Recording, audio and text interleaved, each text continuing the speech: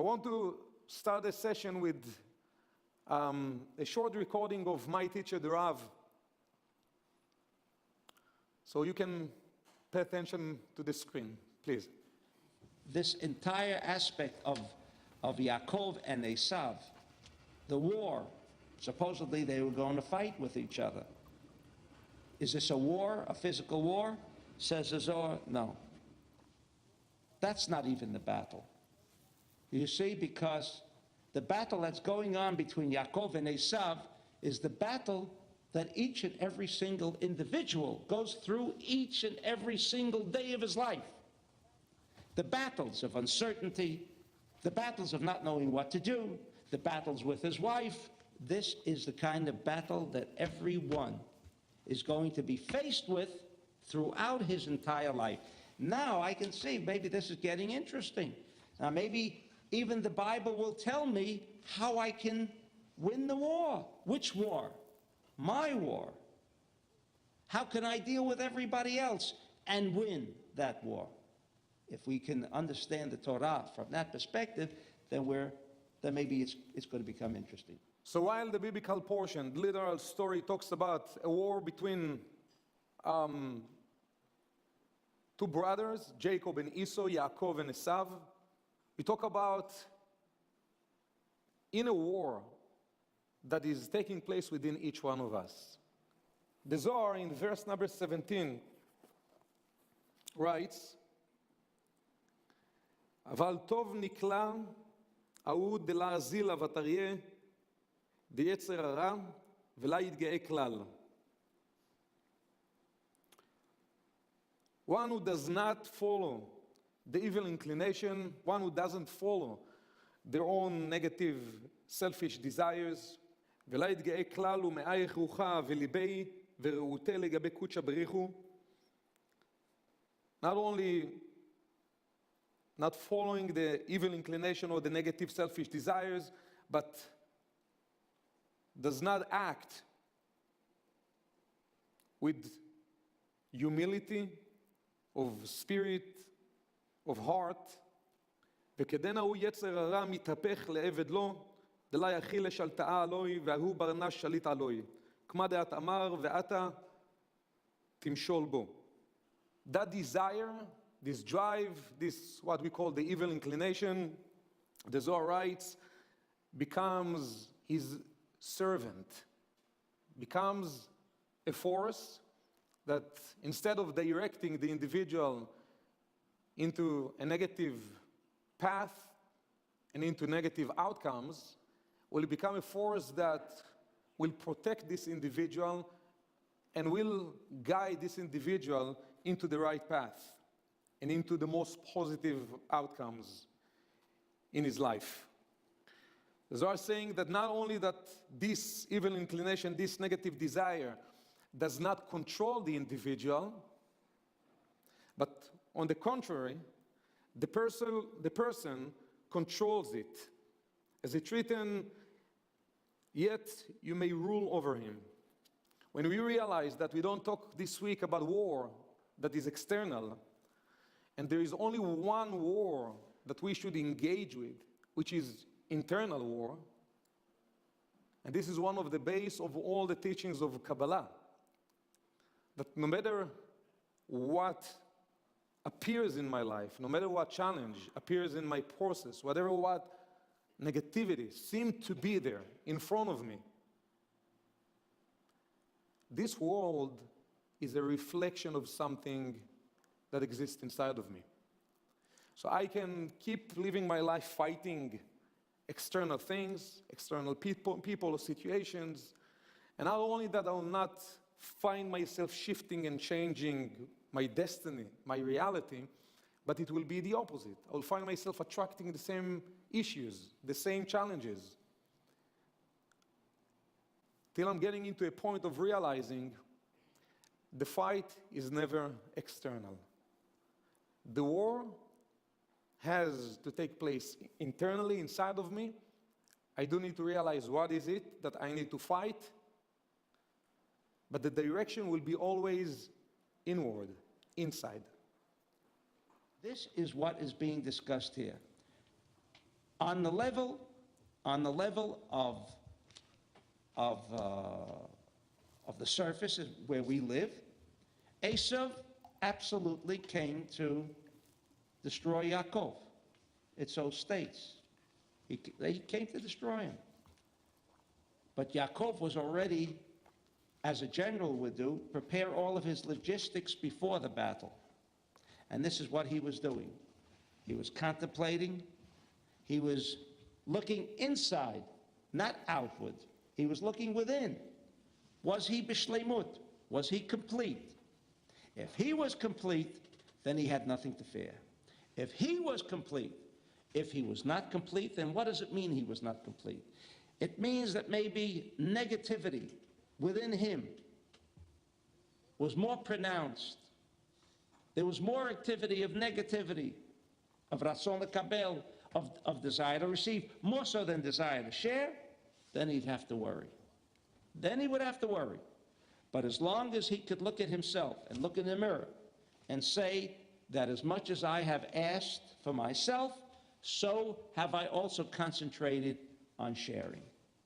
These two aspects, if they exist within the individual, then what had happened here can happen with everyone in his own personal life.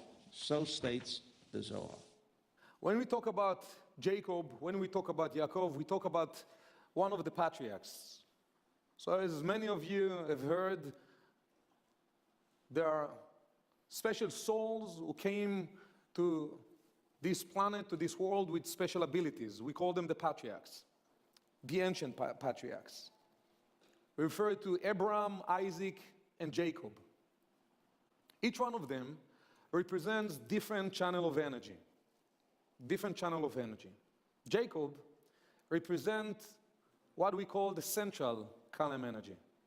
Central column energy, which means many things. But for our session tonight, when we speak about the power of Jacob, when we speak about the power of the central column energy, when we talk about energy that can strengthen our spiritual, physical, emotional, mental immune system, strengthening our immune system. When you're mentally strong, there might be many things coming in front of you, but they don't find a way to penetrate. When something already inside of you, there is a different already process. When your emotional state is powerful, many things, challenges might happen in your life. But when your emotional immune system is strong, the things around you, negativity around you, will not find a way to penetrate, to get in. When something already got into your system, there is a whole different process to go through. In the physical level, the same thing. So when we speak about Jacob, Kabbalistically, we speak about the power of the central column, the power of the immune system. Immunity, it is not something that we receive. Immunity, it is something we need to learn how to awaken.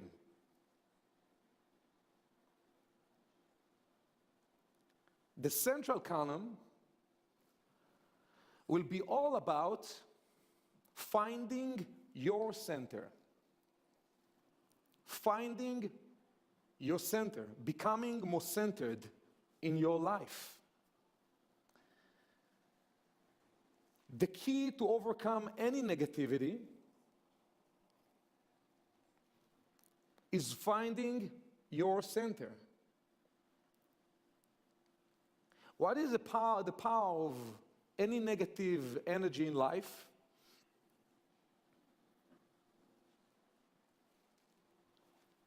Is one thing, to break your center. What is the power of negativity? Is to get you out of balance. The moment that I get out of balance, negativity already starts to take over. If I do want to strengthen my immune system, as we said, in the emotional state of my life, the mental state of my life, and the physical state of my life, if I do want to strengthen my immune system, I need to realize one simple thing. Negativity can penetrate, can get in. Negativity can win over me when what I'm going through is taking me out of balance. When you realize that, the whole mindset will shift completely regarding what you're supposed to do with any negativity that's coming in. We're all going through challenges in life, right? Our reactive nature is to fight that negativity, to fight this individual that spoke about me negatively. What do you feel about when somebody speaks about you behind your back? Why is it throwing us into that negative zone? The Kabbalah is explaining we can come up with all the psychological reasons, but here we're learning Kabbalah, we're learning how, through the wisdom, to look at life and to approach life from a whole different level, perspective.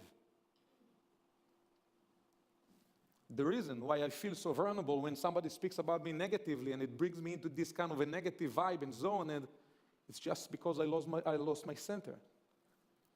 If I am centered, nothing will shake me, nothing will move me. People can speak about me whatever they want. I cannot control them. I can work towards controlling one thing: my inside, my system. Let's take it now to a deeper and practical place. After all, any form of negativity finds itself in our system. And again, so when we speak now about negativity, it's already when something happens, it is already shaking you up, shaking something inside of you. It's shaking your self-confidence. It is shaking your peace. You cannot be in peace. It is shaking the way that you feel about yourself. It is shaking the state of your mind, your heart, your actions. It's shaking everything. You start to do things that you don't really want to do. You're finding yourself in a zone that is insecure.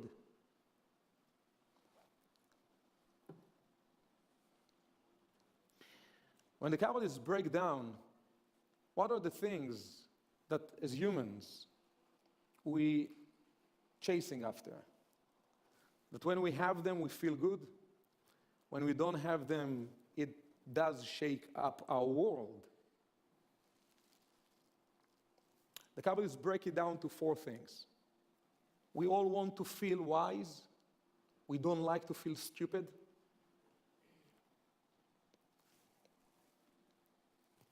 We all want to feel powerful.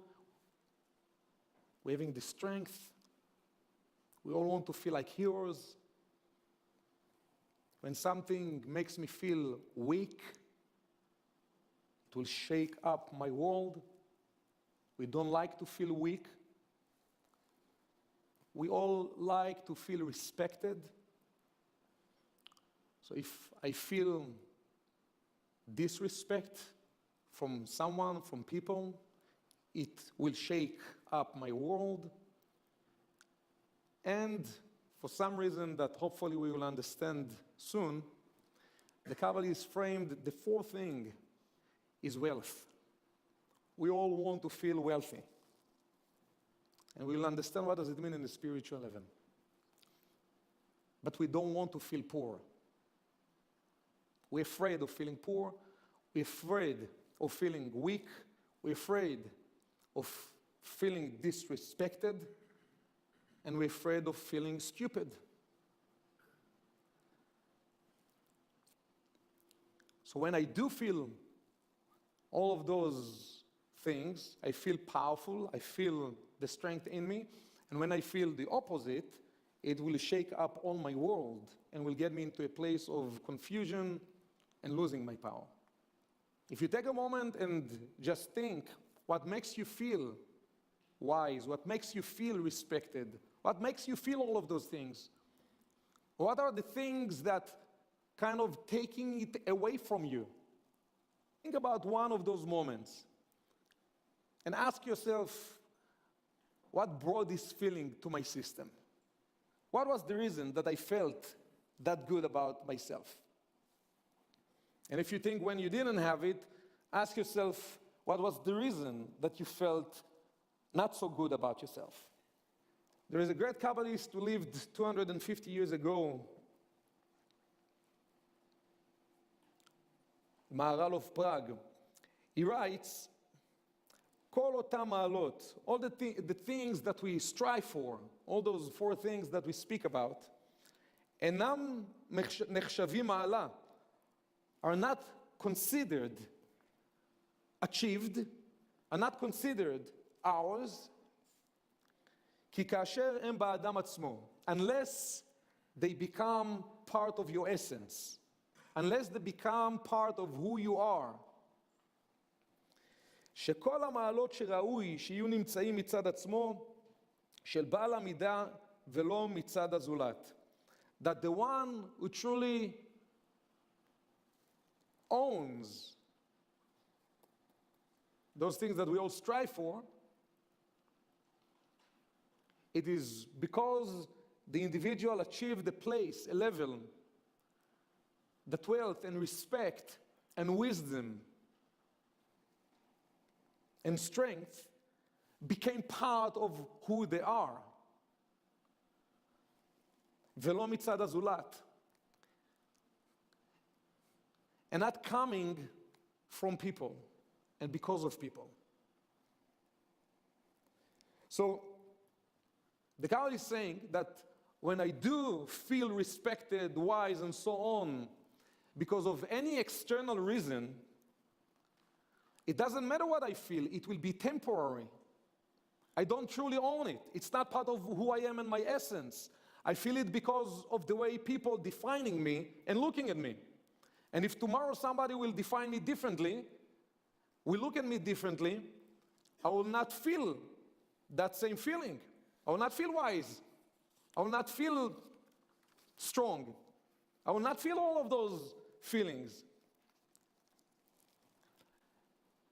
In the whole process of Jacob, that represents the central Kalam energy. What is the central Kalam energy? As we said before, represents the force of immunity inside of me.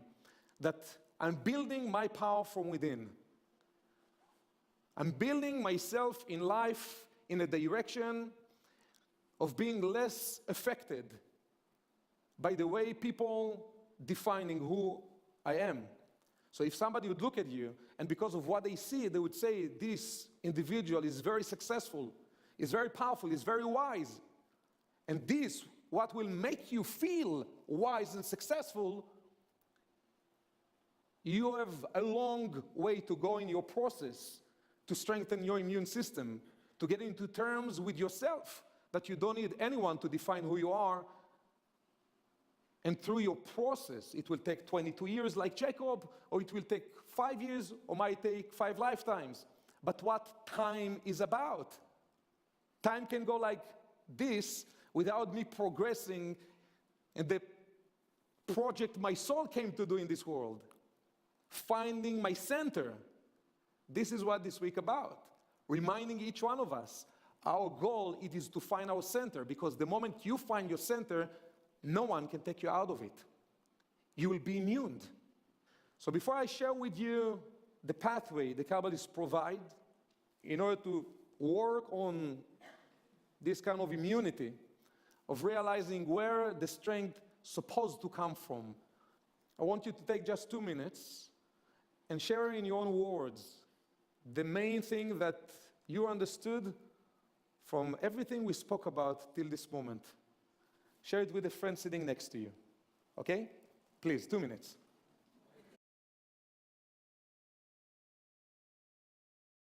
So Jacob, in his journey in those 22 years, and even before, he realized 3 things that we will need to realize in our lives.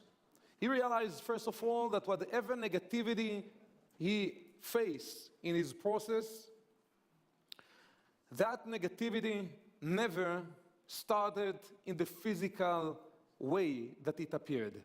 There was something before. The first thing he realized is that negativity, it is not a real issue. There was something that happened before. The way things appear in our life, there's already an effect. The root of any negativity we face will be always in a non-physical level. The second thing he realized, that whatever it is, that negativity that he faces will always mirror something about himself, will always show some negativity that exists within himself. So his direction was always, constantly, no matter what it is, no matter the way things appear, was always to convert the direction from the outside into the inside. One second, this individual spoke about me negatively. Yes, this is negative, but if I do want now to grow from it, Jacob realized if I would not need this individual to speak in a negative way about me, the universe would not allow it to happen. The Kabbalists explain that there is one force behind anything we're going through. If you try to get it with your logic, go back into Kabbalah 1. Go back to Kabbalah 1 in order to realize how the logic deceiving you, deceiving each one of us. From the simple moment that I forgot the glasses and I don't understand what the glasses, and I'm asking my wife and my kids, do you see? And they're telling me, it's on your head. Oh my God, I didn't even feel that, right? The other moment that you forgot the keys and you don't realize where are the keys and you're freaking out and you have to go, and then you realize after 5 minutes that they're in front of you.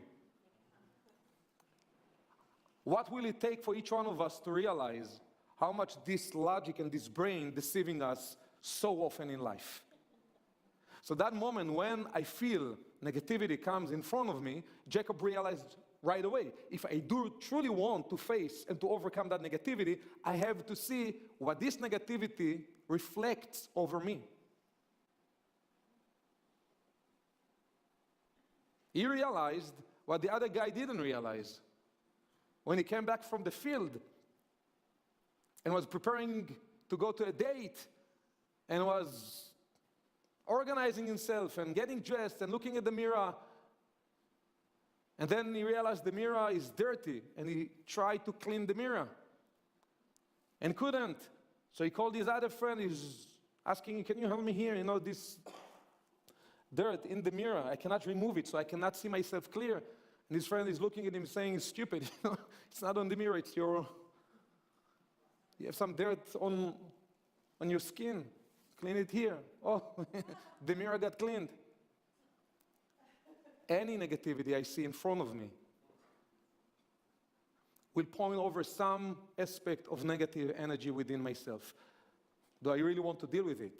Of course, it's much more comfortable and natural to deal with the outside negativity. To realize this reflects something over me, do me a favor, right? It's not me, it's them.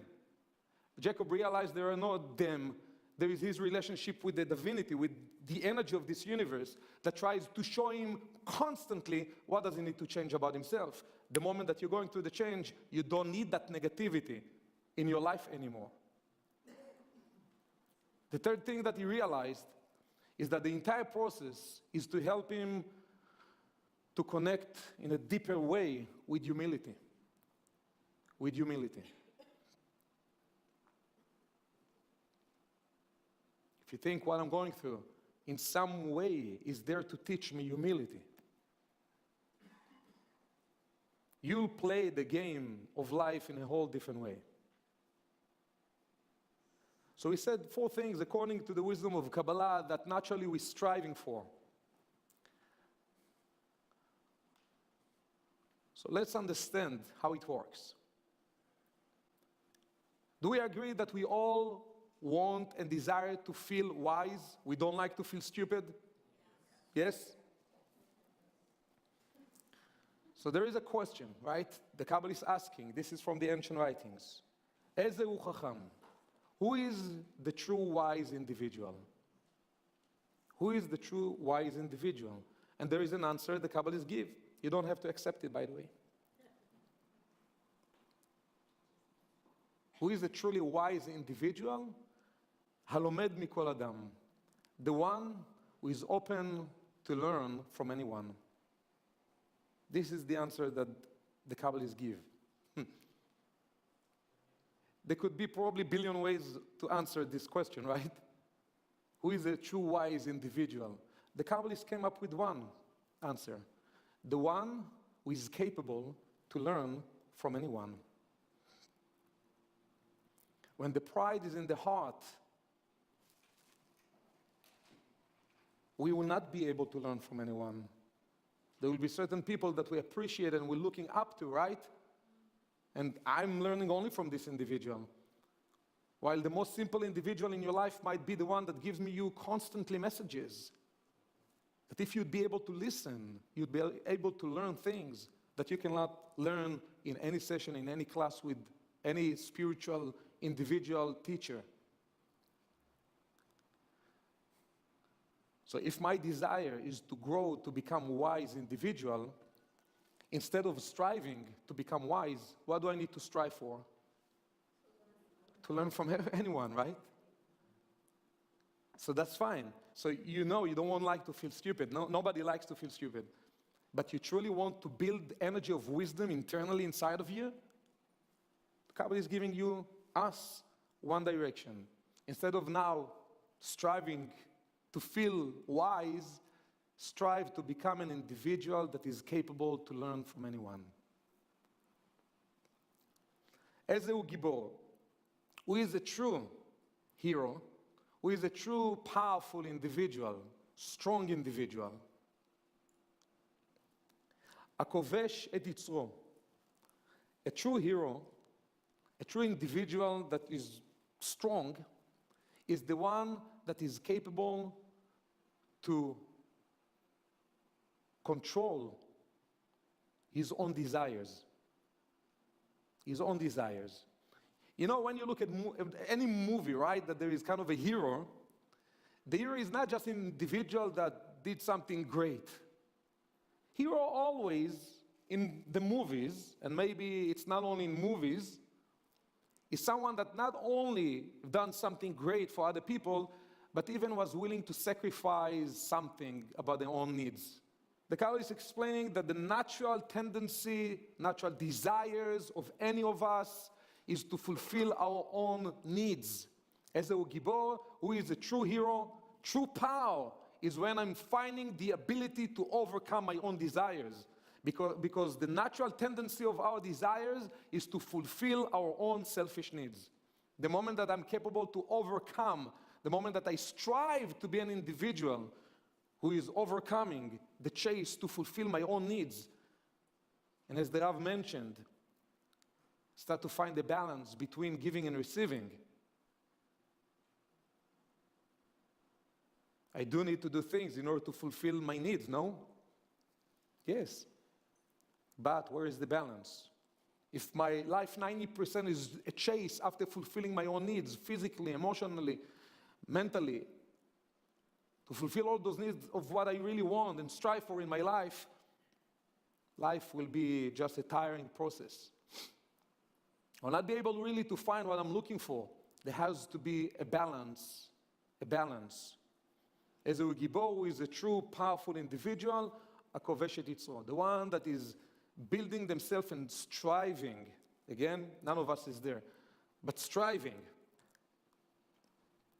to overcome my own selfish needs and desires, to become a human being that the desires of individuals in front of me are not less important than my own needs.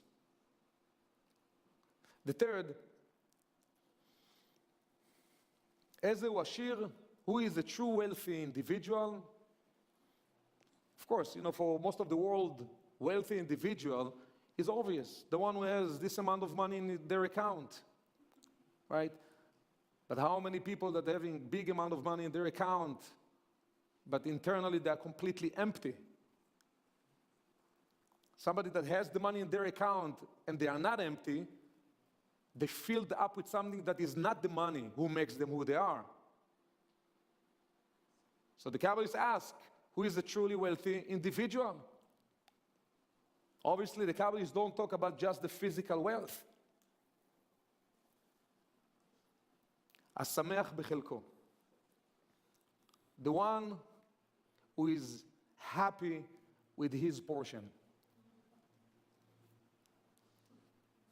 If somebody has whatever it is that they have, but they're never happy with what they have, they consider it to be poor. They consider it to be poor because they live, they feel like poor, they never have enough.